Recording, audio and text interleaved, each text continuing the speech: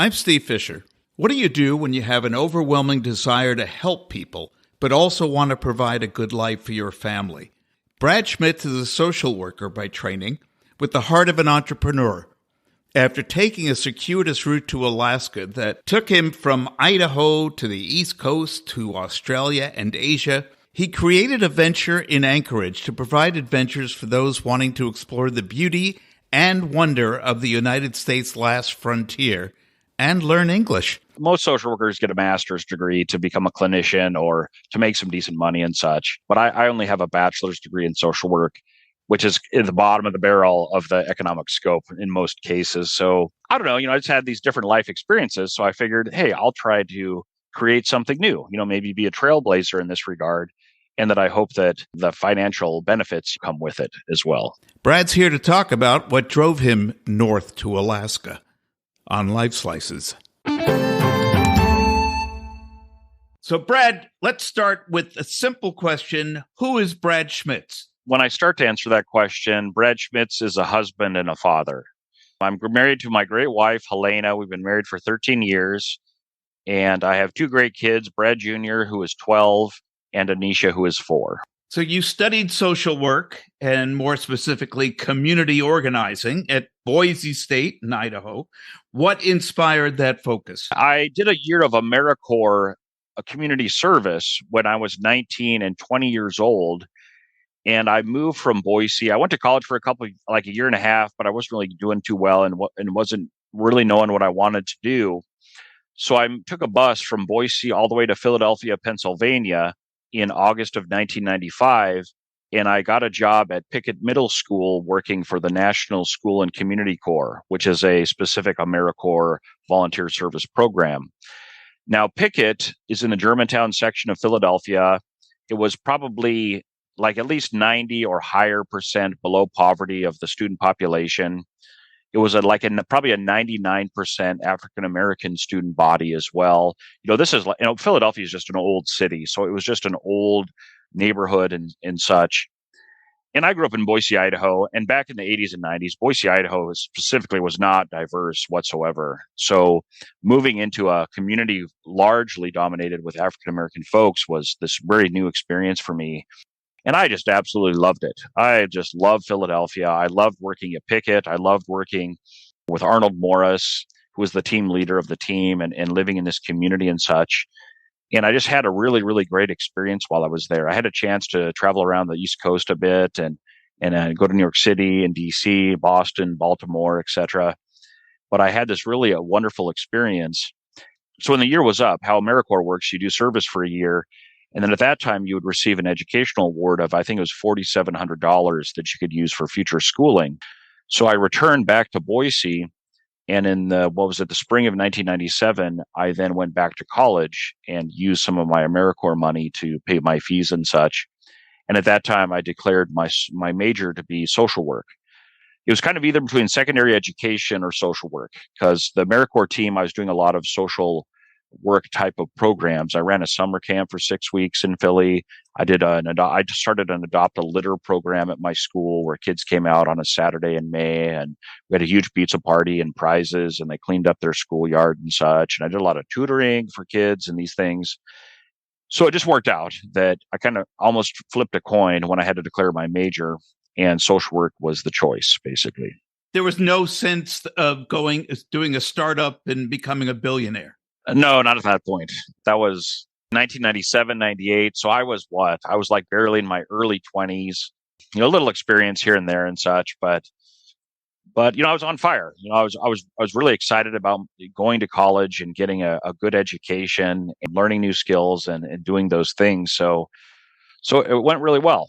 When I was in college, I started a fundraiser at Boise State called the Can for Kids.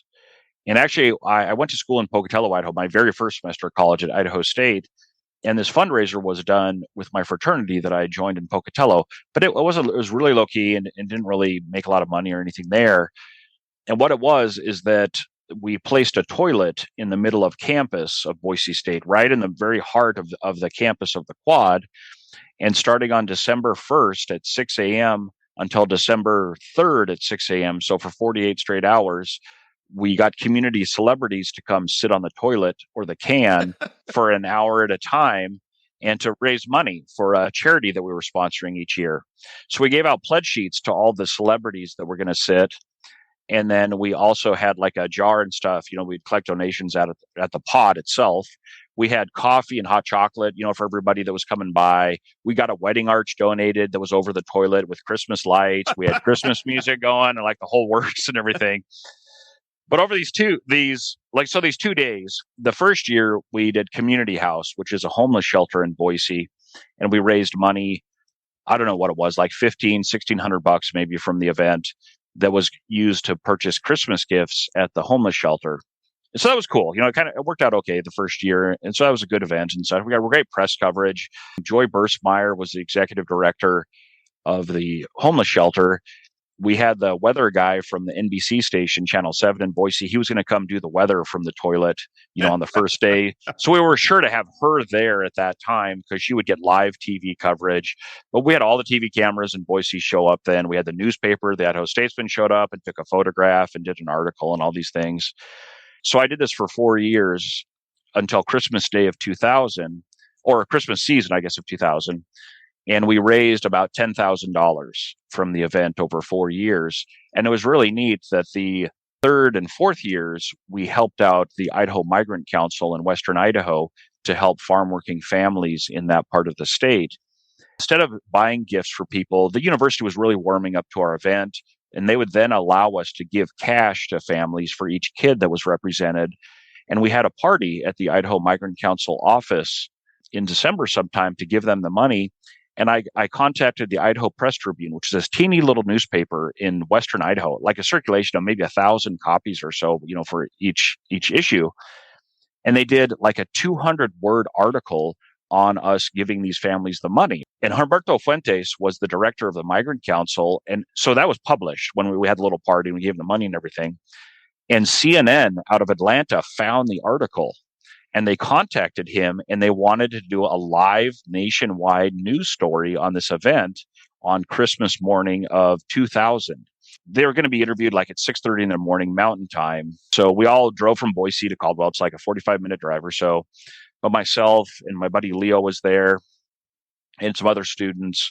And then they were on air live and they interviewed Mr. Fuentes. And I believe a gentleman named Robert Arroyo was a farm working dad that had a family that received the money from the fundraiser. And he was interviewed. And, we were on live national television Christmas morning out of Atlanta, Georgia. So that was like, wow, that was like a huge victory. That was really, really cool that our efforts in little Podunk, Idaho, were being recognized in that regard. So that was fun. After that great national acclaim, you ended up in Anchorage. Was Idaho just not rural enough for you?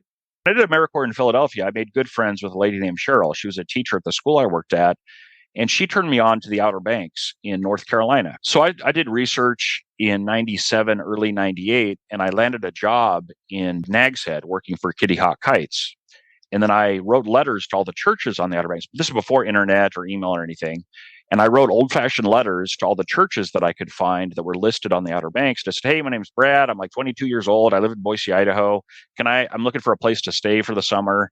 I have a job lined up at Kitty Hawk Kites. And so I wrote all these letters to these churches. I don't know, a month later or something, I got a response from a Jonelle Belsey, who was in the Christian Scientist Church, right? A very, very teeny little building in Nags Head, a congregation of maybe 10 people or so. And her husband lived in Paris like 6 months of the year. They lived in San Francisco for a few months of the year. And then they lived on their beach house on the Outer Banks for the summers. And they were like, hey, Brad, we're so excited. You contacted us. We have a room you can stay in. And they were all gung ho about it and everything. So I was like, wow, it was really cool. So I ended up living on the Outer Banks, and I was like an usher for their church services on Sundays and on Wednesday evenings. And they took really, really good care of me. And then the next summer in 99, I ended up living in Raleigh, North Carolina. And I just kind of worked the summer and had a great summer and such. But then after that summer, kind of North Carolina was out. And I had a buddy in Boise that I was roommates with at the time that wanted to go to Alaska. So it would have been in May of 2000. We packed up his little station wagon and we drove the Alcan Highway and we both got jobs at the McKinley Princess Lodge in Trapper Creek, Alaska. It's a really beautiful princess lodge, right? So we got a job at this lodge. It's like 25 miles from the nearest town. It's right at the base of Denali or McKinley, and we made a lot of money and just had a great adventure and such. And I worked there for like 2.5 summers until 2002. And then it didn't work out at the lodge, and I ended up hitchhiking to Fairbanks. I had to choose basically. When I left the lodge, it was like I didn't have a car, so it was like I could go to Anchorage, but Anchorage at the time was a huge city. I didn't want to go there. I could go to Talkeetna, but a bunch of hippies were there. There wasn't much going on in Talkeetna, and I chose Fairbanks. Fairbanks had a university, so I was kind of attracted to that idea. So I ended up in Fairbanks.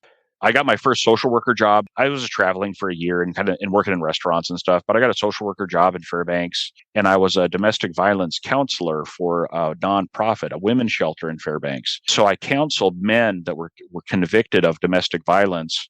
I would do classes with a co-facilitator in the jail in Fairbanks, and then we would do workshops in the community where these men, as part of their punishment for their crime, besides doing jail time and paying fines and whatever, they would have to take these classes. They were a real feminist perspective. They're out of the, University of Minnesota, called the Duluth Model of Domestic Violence Prevention.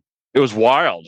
This was like my very first social worker job out of college kind of thing. I was like 28 or 29 years old, and I'm working with convicted felons and murderers and just like the whole story of them all and everything. And I was going to the jail, right in the chapel. We would go to the chapel at the Fairbanks jail and would tutor or like counsel these guys. These were, with all due respect, but they were absolutely horrible. They did horrible things to their partners. So that was pretty wild. So I was in Fairbanks for a time, and I decided at the time that I wanted to go check out what it was like to live in a village. I heard a lot of stories about like villages around interior Alaska and different things going on there and such. So through some contacts I had made, I landed a job for the Loudon Tribal Council in Galena, Alaska.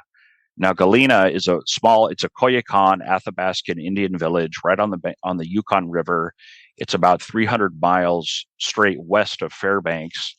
And in that area, it's kind of a hub village. A lot of boat traffic goes through Galena and air traffic. They have a small airport there, and it branches out to many smaller villages kind of along that area in Alaska.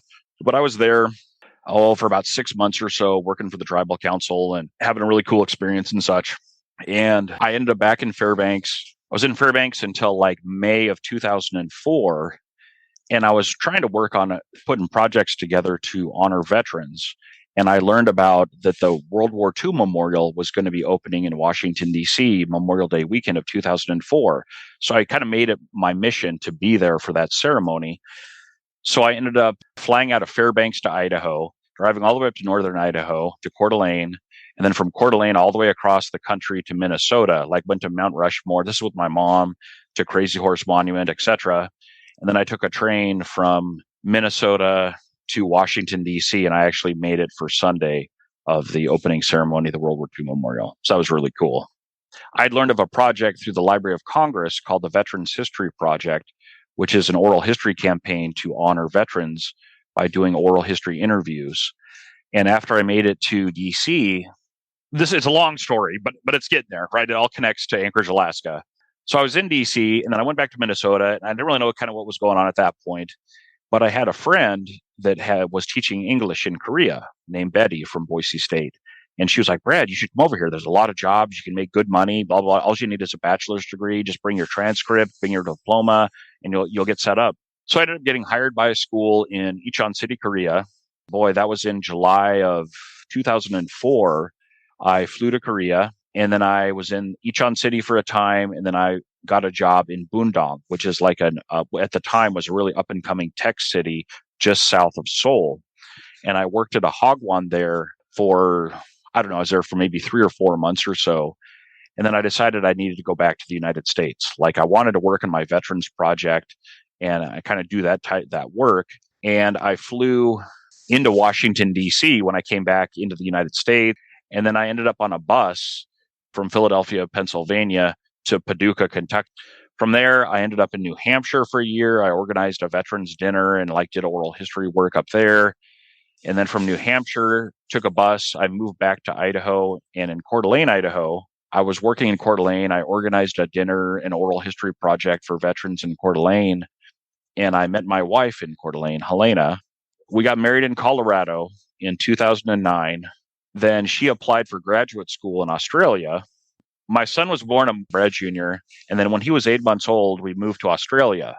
And she was studying at the University of Canberra to get her master's degree in environmental toxicology. And I was working and just kind of providing, and we were having this great experience. We really loved Australia. It was this amazing opportunity. But when Australia came to an end 2.5 years later, we had to decide where we were going to settle down as a family. Helena, my wife, wanted to do environmental research on the Aleutian Islands, kind of where her family comes from in Alaska.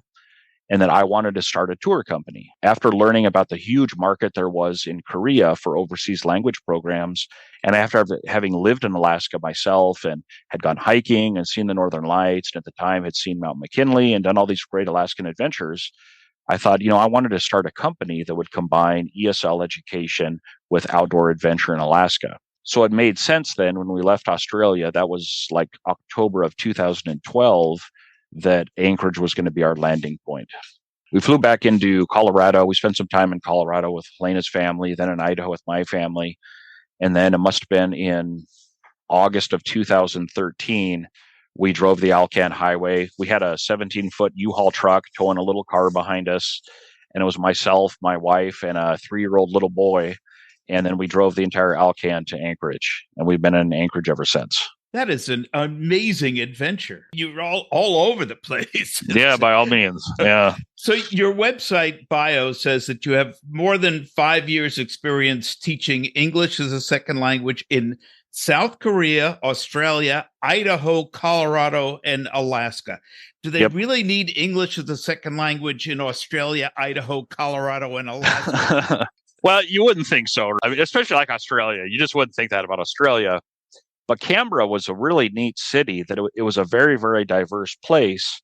And I hooked up with a nonprofit, I forget the name of it, like Southside Community Services or something like this. And they ran childcare centers all over the city of Canberra. And it was primarily women that were employed as the child caretakers for these little kids, little babies and infants and such in these childcare centers. And most of these women came from many, many different countries. So English was a second or even a third language in most cases. When I got hired, I would go like one day each week, like maybe 4 or 5 days during the week. I went to a different childcare center, and then I tutored these ladies to get their homework done so they could earn a certificate in childcare studies. And I had students, from El Salvador and Chile and Bangladesh and Thailand, I think in China, and this wide variety, this very, very diverse group of students. So it was really, really neat experience. I really, really enjoyed being there and doing that. You started a company, Alaska English Adventures, and explain what that is. It's this idea of trying to combine outdoor adventure, which Alaska is prime for, with ESL education, so that we offer multi-day summer tours where students would come to Alaska and do all the great tourist things that people love about Alaska. Going whitewater rafting in Denali National Park, going gold panning in Fairbanks, going ocean kayaking in Seward, going hiking in various places around the state, learning about the really amazing Alaska Native culture, enjoying Anchorage and such, and then going salmon fishing. But we're combining that with a chance to do English lessons so that students could really work on and perfect their English skills while they're here. So doing that, kind of how it will work on the tours is it will have an English class in the mornings so that they can work on language skills, on knowledge about Alaska, on learning, like the topics for our classes are all Alaska-based subjects. When we're in Denali National Park, our classes are going to be about Alaska wildlife. When we're in Seward, classes are about World War II history in Alaska. And there's a lot of that's down in the Seward area on the Kenai Peninsula. So it would be a really kind of a cool feature to learn about local history and local culture and experiences. And then as we're on our tours, I kind of see that my job is to help the students engage in using their skills kind of everywhere we go, at restaurants, bed and breakfast, or Airbnbs or hotels, on tours, all of those kinds of opportunities.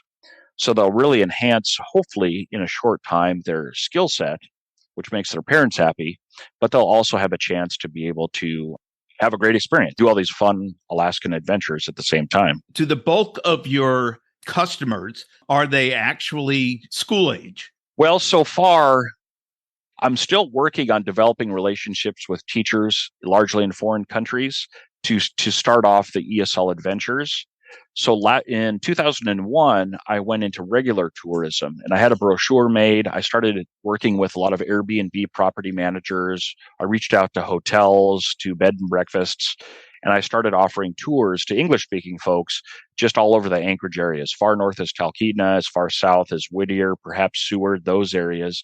So we started generating some revenue and started developing clients and getting some experience. But really, kind of what's developing is when COVID hit in 2000, right? All the tourism was shut down, but I didn't give up. And I was spending time. And then I started developing pen pal relationships with teachers in foreign countries. I was spending time on Facebook in some ESL chat rooms, and I would see lots of posts from teachers that would say, "Hey, we have all these kids learning English. We're looking for English speaking pen pals. Can you help us out?" So I would reply and say, "Hey, I live in Alaska. I run this tour company. We invite kids to come here. I would love to find kids in Alaska that could be pen pals for your students." So I started just reaching out around Alaska, and I found kids in Homer and in Seward on the Kenai Peninsula. And then I found kids in Fairbanks and in Anchorage. And over 6 or 8 months or so at that time, I paired them up with kids in Germany, Poland, France, Turkey, and Brazil. And we started developing and doing these pen pal relationships. This year, so far, for this school year, since it just started, the teacher in France, her name is Priska, she reached out to me and she wants to do it again. So I hooked her up with a new class. We have new kids in France going.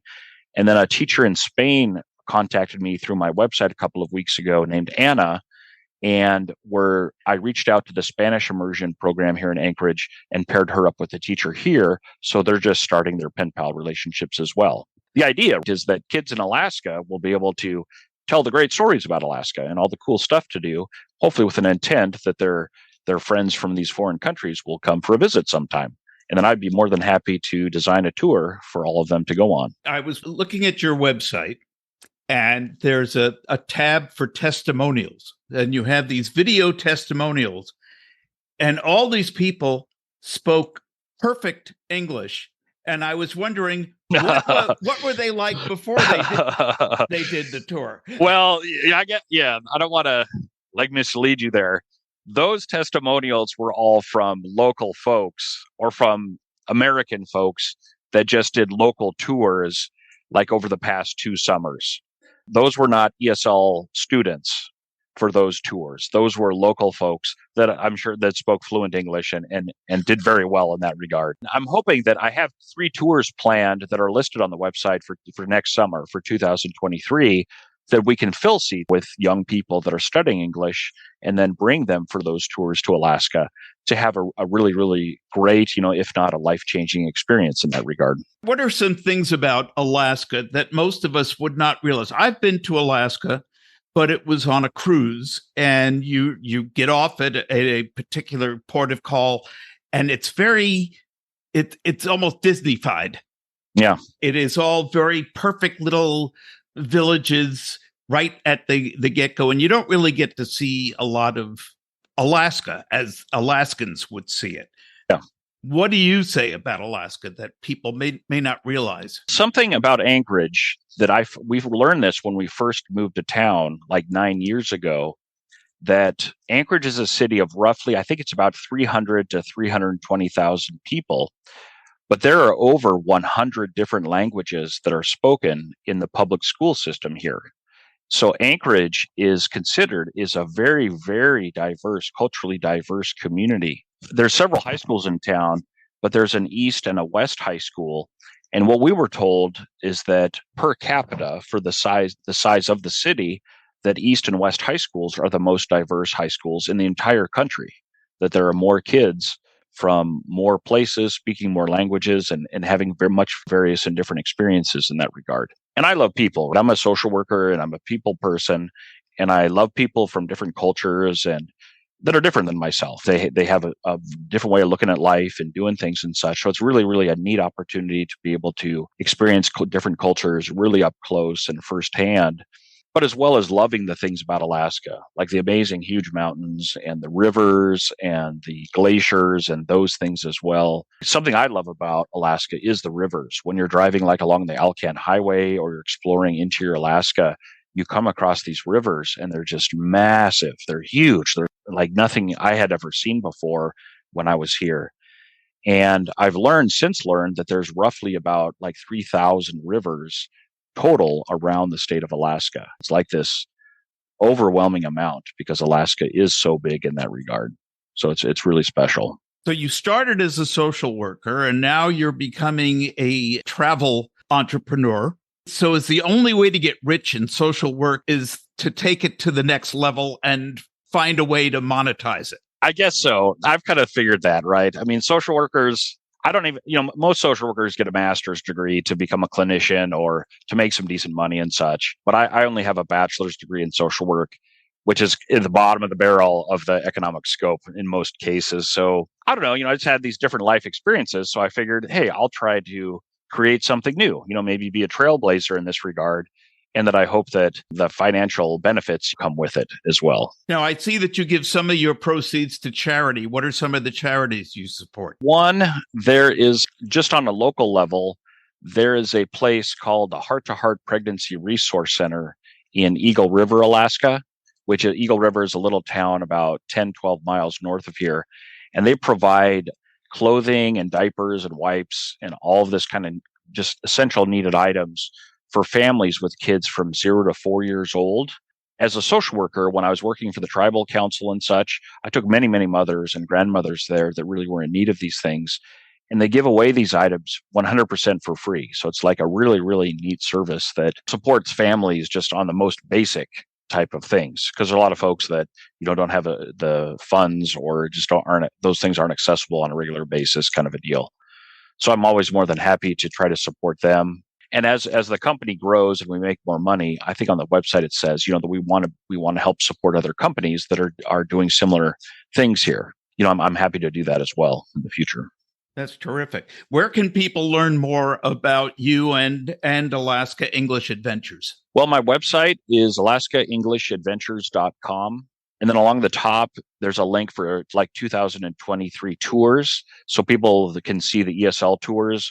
Once you're on that link, it's broken down into adventure items, like all the cool, fun adventure stuff we would do. Then there's an education link, which talks about the educational classes that are taught each day. And there's a schedule link, which kind of shows where we eat and where do we stay as we're going. And then there's an itinerary link, which just kind of links it all together so that it's easy to kind of see what each tour would look like. Well, Brad, thank you for your time. I really appreciate it. This has been great. And I encourage people to look into going up to Alaska to learn how to speak English. Whether they're English students or if they're like from the lower 48 and they want to have a great adventure, there's links for like local day tours as well. Thanks so much for being here. Sir, thank you very much.